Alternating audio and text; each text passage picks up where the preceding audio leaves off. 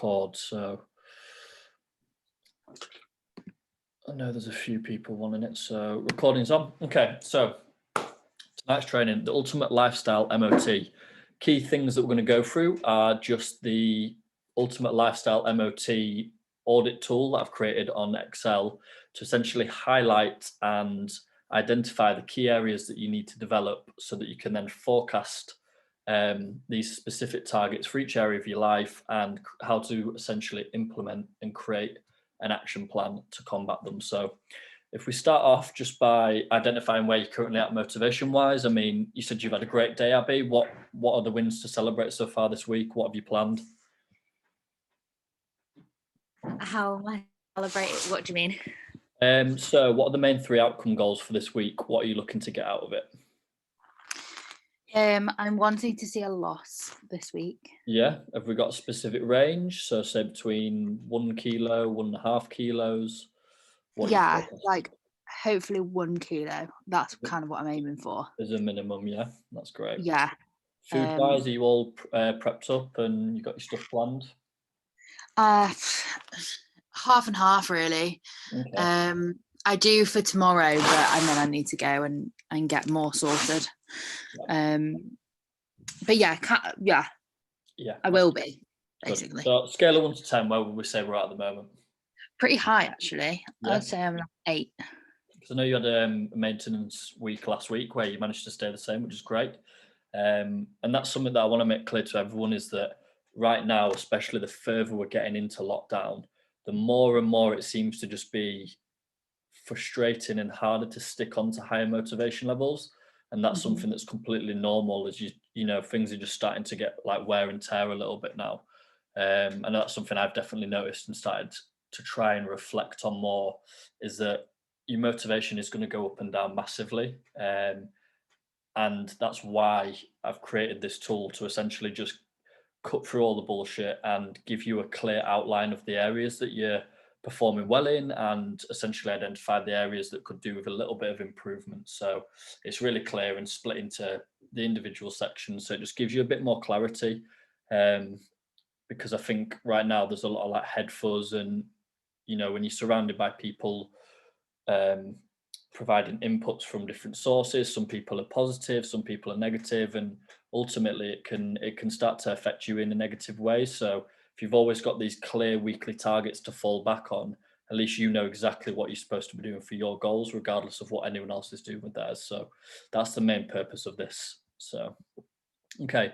So that's something that we wanted to talk about in terms of looking at your goals through a wider lens. So like you were saying there, the ultimate goal right now is lose a little bit of body fat.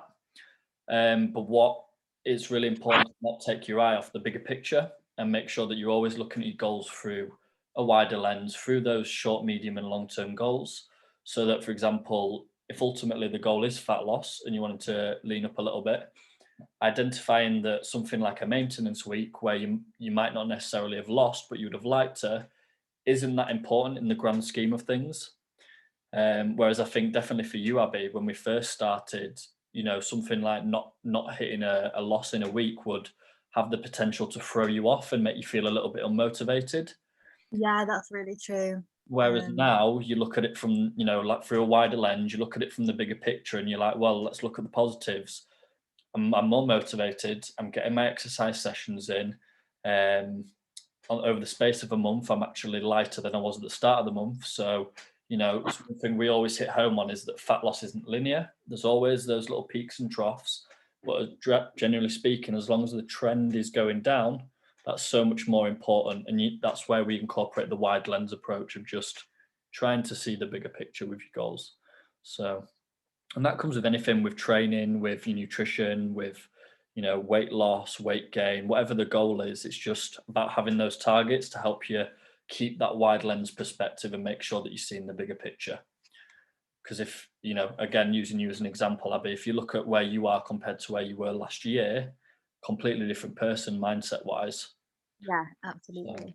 So, okay. Yeah, not be a lot of physically, but mentally there's Yeah. And I massively. think, you know, that leads us on to the next, you know, my next point of self-awareness is that ultimately growth comes from becoming more self-aware. And aware of the habits that are potentially hindering your performance on your day to day. So it's really important to identify that, you know, ultimately we do self sabotage ourselves and our own goals, whether it's deliberate or subconsciously. And the more we can reflect and become self aware on those goals, the more we're generally going to be working towards the right direction, which is what we said in terms of long term fat loss goals. The progress isn't always linear. So just becoming more self aware of the daily habits that are holding us back is really important, to just keep chipping away at them and looking for those small improvements, but focusing on the most important tasks that are going to harvest the biggest results in the shortest space of time. So yeah, just becoming self-aware is ultimately going to lead to growth. And with, you know, from creating this tool, I've broken it down into 5 um, main sections. So the ultimate lifestyle MOT, what we're essentially going to look at are the areas that we always look to focus on with your check-ins: your nutrition, your training, your mindset, self-care, which is something that will be a new focus for quite a few of you, and lifestyle. So basically what the ultimate lifestyle MOT is it's a quiz. It's all yes no answers, and you'll go through each section, and it'll give you a score in each section, so that then you have clear points and target points to work off each week to identify the key areas that you need to improve. So what I'm going to do is just jump off here a second. Okay, can you see that spreadsheet? No, not at the moment. Bear with me a second. There we go. Can you see that now? Yeah. Wicked. Okay, so this is the ultimate lifestyle MOT. So everyone will have received a share link to this, and I'm going to be posting it in the group again.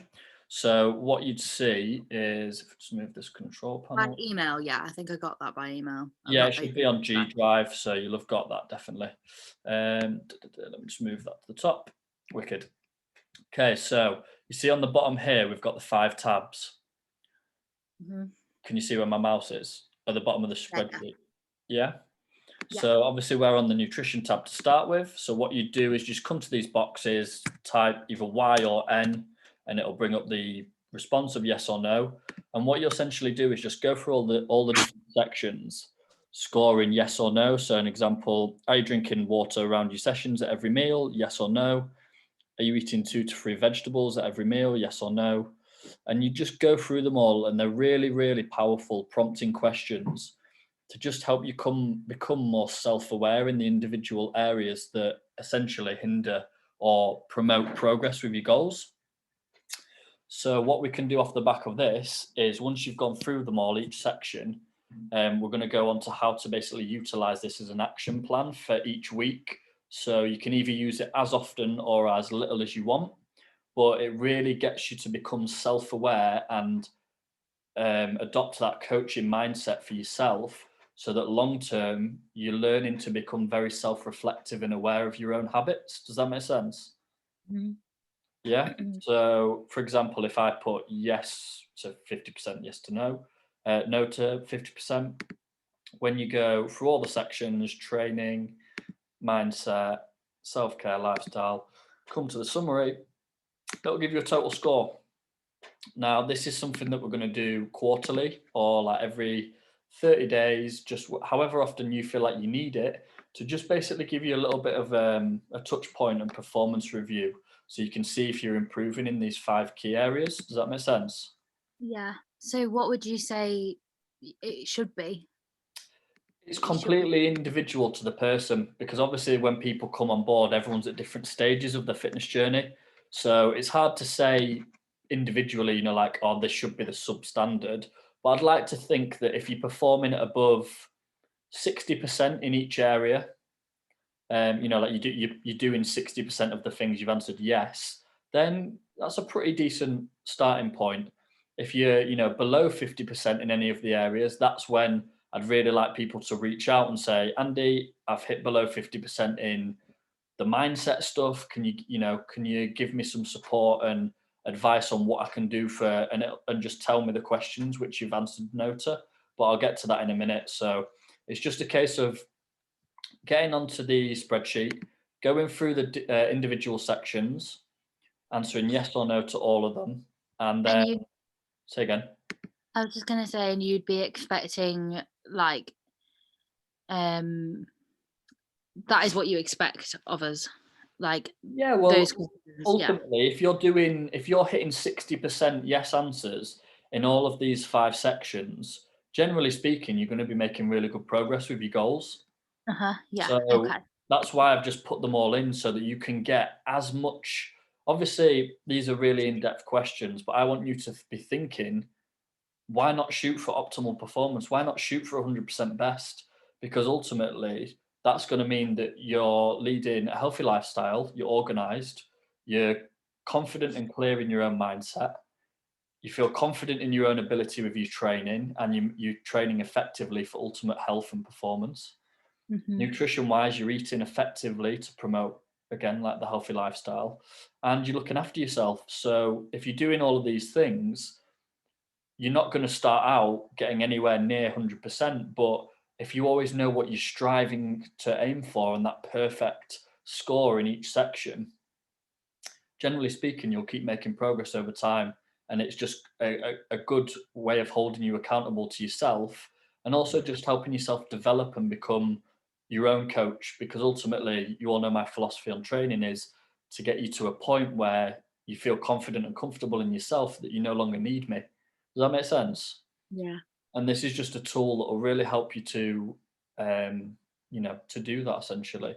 Now, looking at the questions at first, because they are really in depth and detailed, it can seem a little bit overwhelming. So if we go back to the present, can you see the presentation? Yeah.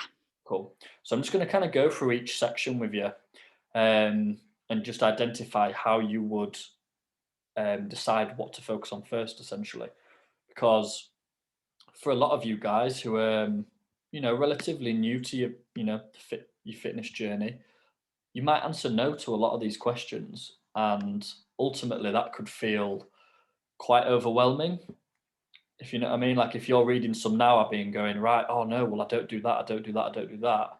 Rather than thinking I'm rubbish, what do I do? I've got so much to work on.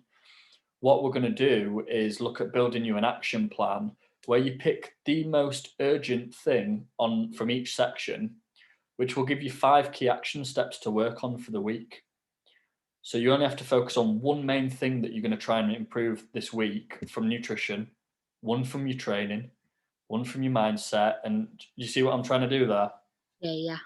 So rather than it be overwhelming and you go, fuck, I've got 16 different things I need to do better in my nutrition. That's not what we're looking for. We're just looking for that daily 1% improvement.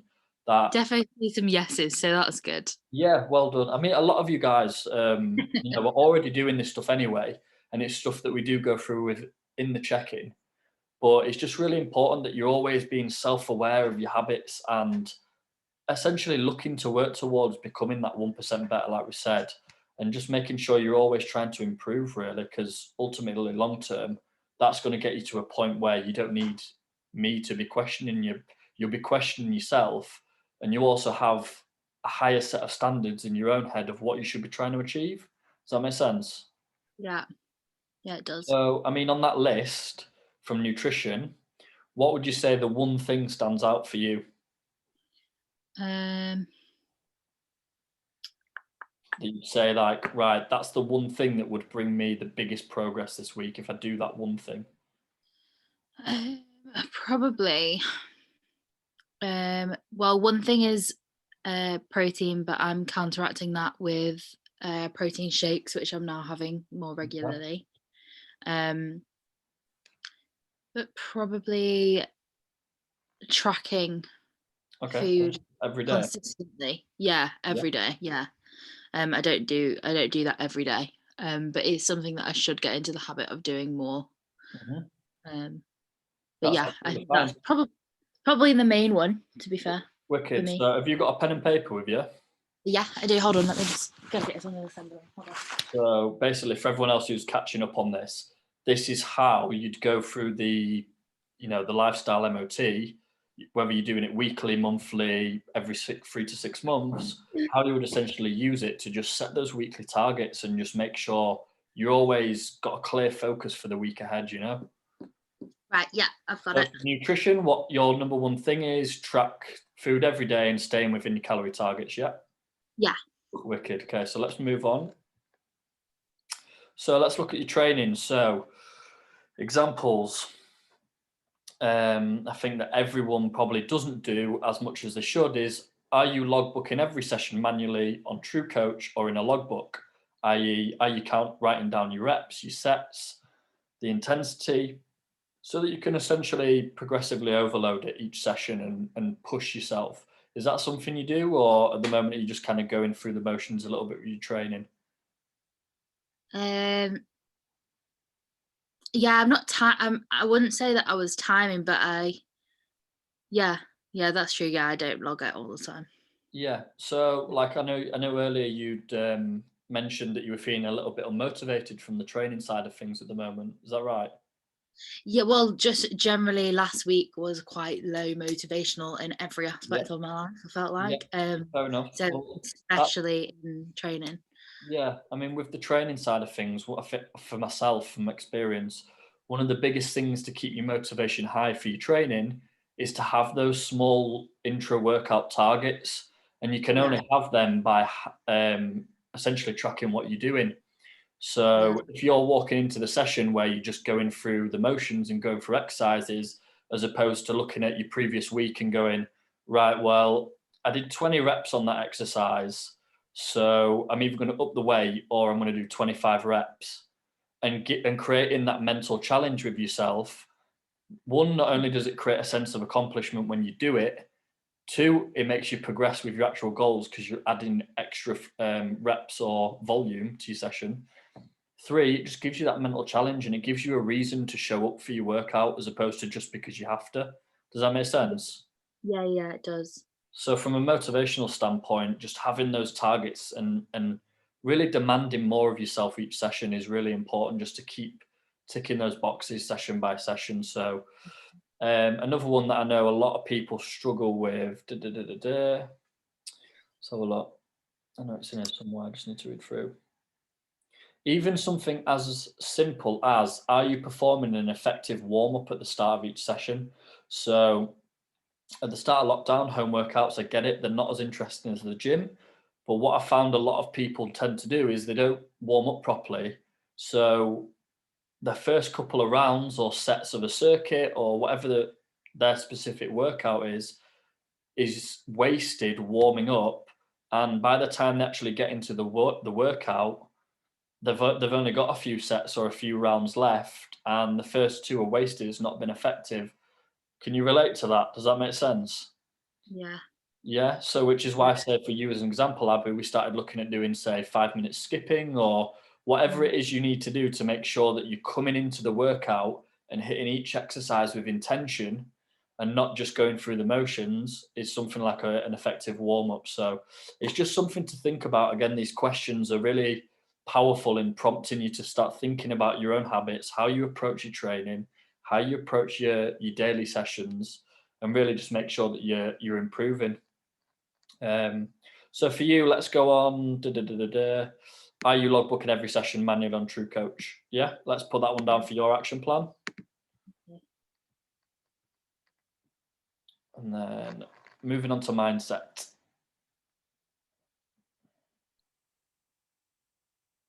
So I know this is a big one that we've worked on together, Abby. Massive. Yeah. Yeah, so I mean, even looking at the first one, are you celebrating and rewarding your success when you hit certain milestones in your life? So this ties into multiple targets and goals, yeah?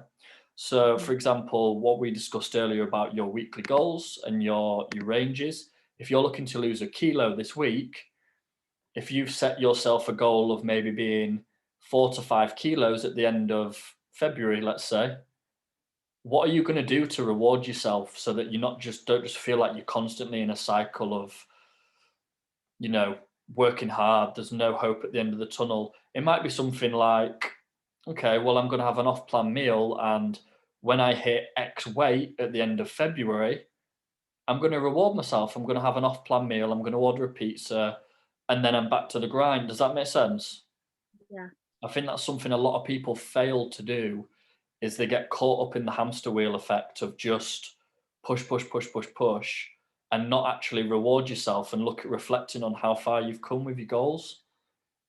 Yeah, that's probably something I actually don't do. I don't give myself um something to be yeah, like I don't give myself a reward for doing something that I'm proud of or 100%. And, it's really important even because if at the it's end of the small. day, you're doing this for yourself. You're not doing it for anyone else. So, really, it's a case of building that confidence up and being like, you know what? Yeah, I started at X, I'm now at Y. I deserve this. And, obviously not taking it to the extremes, but you know, life's too short. Have a pizza, have whatever it is that brings you fulfillment. Give yourself clear targets. It might not be a food incentive, it might be a monetary incentive. You might go, right, well, I'm going to treat myself to a new pair of shoes when I get to X weight, or buy myself a new dress when I get to X dress size. Do you see what I'm saying? Mhm. And it just gives you that little bit of extra motivation to tie those goals into your pre-planning and action steps. And that's something that we'll look at the end when we summarize all yours, if that makes sense. Okay, so let's move on. Self-care. So these ones are a little bit, require a little bit more attention to self-care and becoming self-aware, because this side of the mindset stuff is something that I find people massively neglect. So really looking at your inputs, the people you spend your time with. For a lot of the lads that I coach, this is something that they massively neglect, is actually being in touch with your own feelings and understanding what actions make you feel a certain way or determine certain feelings in yourself. So stuff like, are you good at flipping your perceptions and finding gratitude during times of perceived stress, which is ever more relevant right now?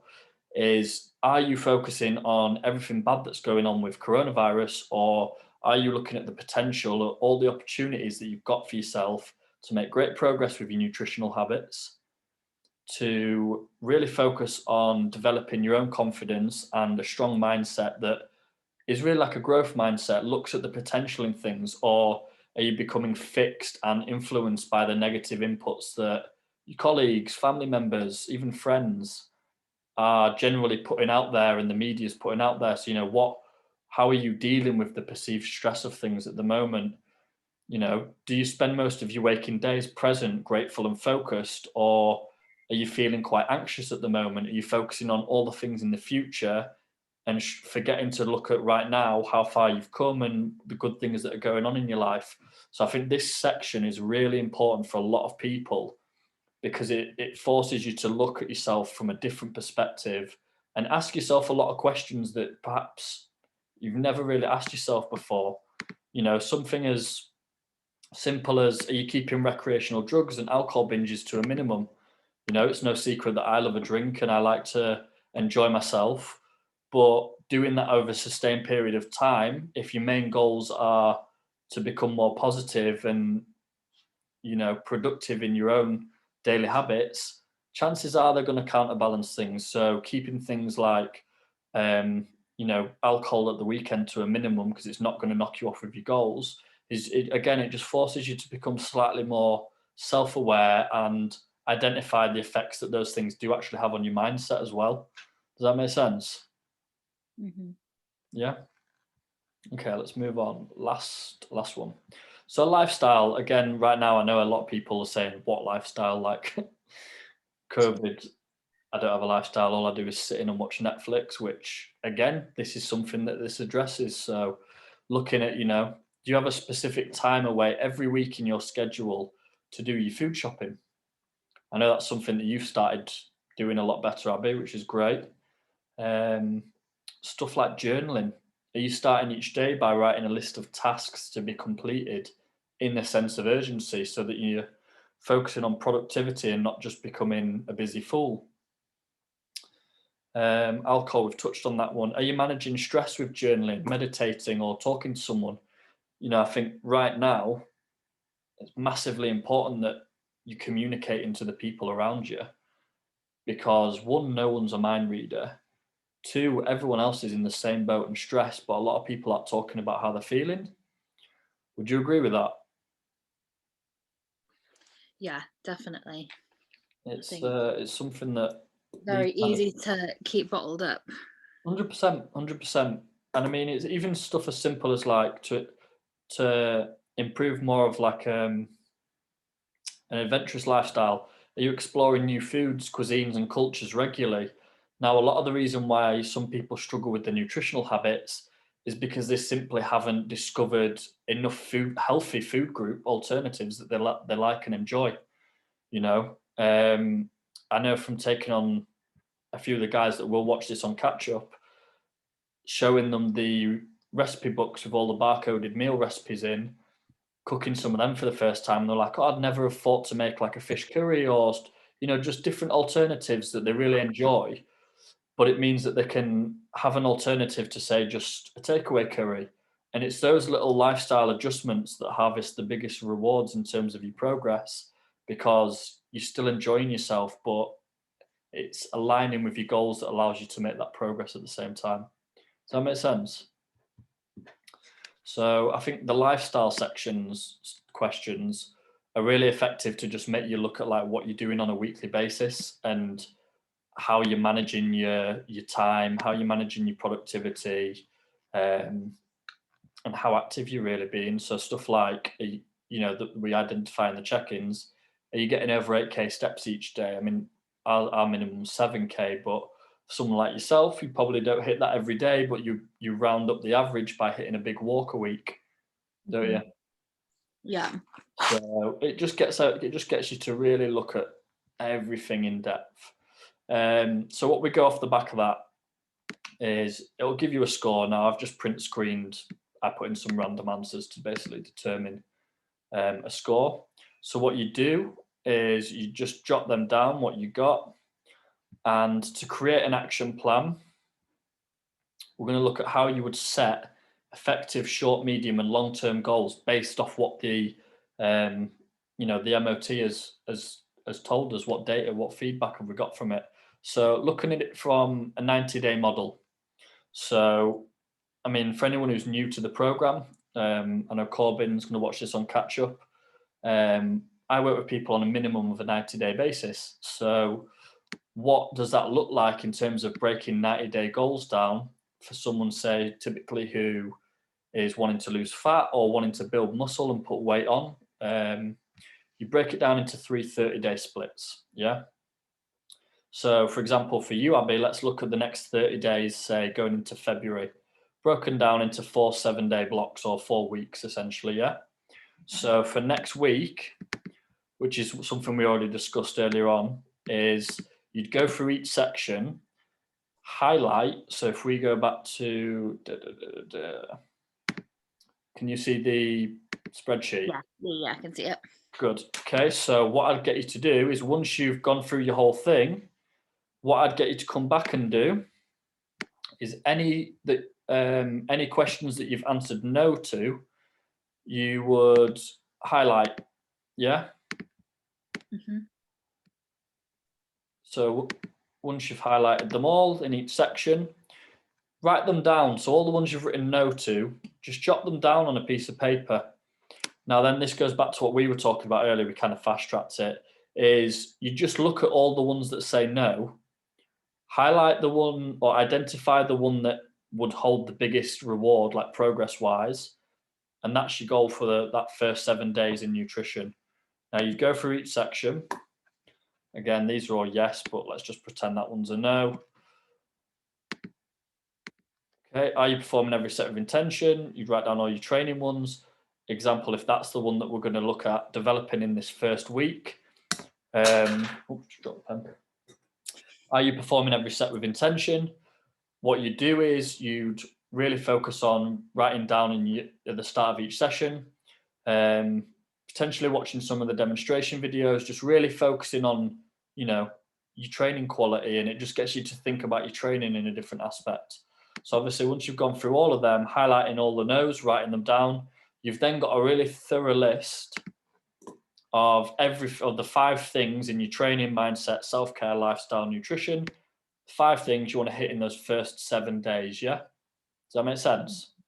Yeah, it does. Yeah. So you've now got 5 action steps that you want to take for this first week. Now, once whether they're ticked off or not, when you get to the end of the 7 days, so on a Sunday, you'd just pull out your list and you'd go through it and go, right, you might not hit them in that week and you might not actually improve them that week, and that's okay. That's absolutely fine. What that means is you just carry that over to the next week. But the ones that you have done, because you've obviously got a list of each section of all the ones that you've highlighted no, you just move on to the next most urgent one, and then you cross that off, and see how that once you go through these weeks and you start ticking them off, can you see how you'd steadily start stacking habits on top of each other and you'd Mhm. start making progress? Does that make sense? Yeah, it does. So as long as you're reviewing stuff, say on a Sunday, and you're going, right, well, I've done that right, tick that off. I've not done that. Okay, carry that over to next week. You're still only focusing on 5 things a week. It's not that overwhelming to focus on 5 things, especially in the different areas. And then obviously once you're ticking them off regularly, and you go back to this, what you might do is at the end of 30 days, and you've done those 4 weeks, you just retest. So you'd clear all the answers, you'd go through it all again, excuse me, and you'd see what your new score is. Now, if you have been doing it right and you've been ticking them off, chances are that score will be better. And it's a clear outline to give you a little bit of motivation of the fact that you are improving, especially if it's, say, something that for people who are already relatively lean and they're looking to build muscle, or the goals might not be specifically as much physique based, it's sometimes easy to feel like you're not making progress based on the fact that the scales aren't moving. When ultimately, if you look back over those 4 weeks or 4 lots of 7 days, 30 days, and you look at the list of things that habits you've actually improved and started improving, it becomes very motivating to see how far you've come. Does that make sense? Yeah. Fine. So once you've done, obviously, if you reviewed it after 30 days and you've got your new score, you'll still have a new list of things per section of the things you then need to work on. Does that make sense? Yeah, I think that'll really help me, I think. Yeah, and over the space of 90 days, if you're doing that, obviously you're breaking it down into individual days, working through 30 days, review it, set new goals, review 30 days, and then you get to the end of 90 days, you'll be a drastically different person, both physically, mentally, your productivity levels, your mindset, like everything will just be elevated tenfold because you've put the work in on those daily and weekly tasks. Does that make sense? Mhm. So it's just a really thorough way to action plan and identify, become self-aware, and really focus on the things that you need to do to just make progress. And I think it's something that will really work well, especially right now, to just help black out all of that background noise and just get really clear on the things that you need to do day to day to keep improving. Yeah. Yeah. Okay, so putting it all together, just the imperfect program, just some of the key considerations I wanted to go over to just highlight. So growth mindset, um, incorporating this whole lifestyle MOT, it's important not to focus on a fixed mindset or focus on all the no's and the things that aren't you're not doing right. Yeah, we want to focus on the potential of developing those no's into yes and looking at the positive opportunist side of a growth mindset. Does that make sense? Mhm. Yeah. You won't always hit your goals every week, and that's okay. You're not perfect. You're not here to be perfect. You're just here to perform 1% better each day. Yeah. So, like I said, if you don't hit those goals, or you hit some, you turn some no's into some yeses. The ones you don't, just carry over into that next week until they're solid and you're doing them regularly. Then you can just tick something else off that list. Yeah. Learn to have difficult conversations with yourself. So, be honest, be really, really brutally honest with this when you're going through it, and just accept that some of the stuff, it might be a bit of an eye opener for you. It might feel a little bit overwhelming, but ultimately, it's going to really help you develop in every aspect of your life if you put the work in those day-to-day tasks. Okay. Something to consider for your weekly targets is just the importance of having a target range. So rather than just, I want to lose 1 kilo this week, if you have a range of, I want to lose 0.8 to 1.5, generally speaking, if you just miss it slightly, you don't go through that all or nothing mindset of, oh fuck, I've not hit my goal. Yeah, I'm worthless. It's still, I'm making progress. It's having a range gives you that slight bit of buffer to just have a little bit of a bad week if that's the case. Does that make sense? Mhm. Okay, so failure to set targets is the fastest way to stay exactly where you are. It's one of my favorite quotes that is just, again, it goes back to that fixed versus growth mindset. Fixed mindset, you're focusing on all the negative, you're focusing on staying where you are, the things that aren't going right, when ultimately your life and everything aspect of it is in your control, or there is a lot of things in your control that you should be focusing on. So setting targets on them is the fastest way to make progress, not stay where you are. Okay. So when you're action planning and going through the sections, identifying urgent tasks ultimately reduces feelings of feeling overwhelmed, and it cuts through anxiety. So just remember that you don't want to bite off more than you can chew. Just one main task for each of the 5 areas so that it's manageable, and get them written down, put them somewhere you can see them so that every day you know what you're working towards in those 5 areas. The fridge is a great place to put them, especially for your nutrition ones. Okay. And last and by far the least, learn to use a wide lens with your goals. Use the 90-day consideration. If we go back to it, think about the bigger picture. Ultimately, what's the 90-day goal as an example? If it's fat loss, you might want to lose 10 kilos. That means your 30-day goal would be to lose around 3.3 kilos over each 30 days. Broken down into weeks, that's not a lot. So just remember, losing 10 kilos of body fat might seem quite overwhelming. When we break it down into those micro targets, it's nice and achievable.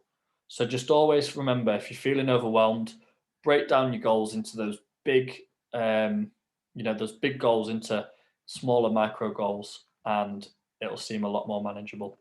But yeah, that's all I got planned for today, and I hope you enjoyed it. Do you have any questions, Abby? Thank you very much. Claps for Andy. No, I don't think I have any questions. Good. I think that's pretty good. I think it's important. No, it's quite nice having like this kind of check-in on a Monday. Yeah. Kind of makes me feel more aligned with my week, and yeah, just remembering that my goals are long term as well as short term as Yeah. well, and I get very fixed